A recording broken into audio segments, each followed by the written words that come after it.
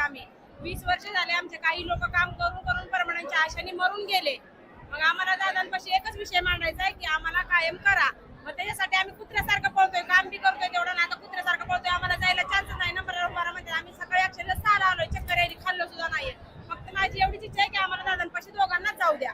आज आम्हाला वाटतं ना आमची मुलं शिकावा, स्वतःच्या पायावर उभा राहावा. आज आम्ही 3ला उठून 6ला आम्ही ड्युटीला येतो.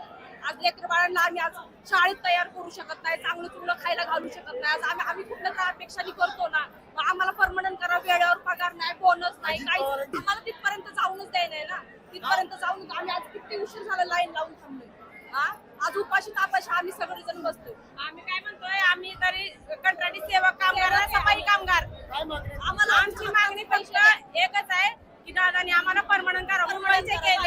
मुंबईचे केले, हैदराबादचे केले, औरंगाबादचे केले, मग पुण्याने काय केले? पुणे आम्ही पण तुमचीच माणसं ना दादा, तुम्ही केलंच पाहिजे आम्हाला परमनंट. आम्हाला परमनंट करून घ्यावं, आमच्या वेळेवर पगार व्हावे.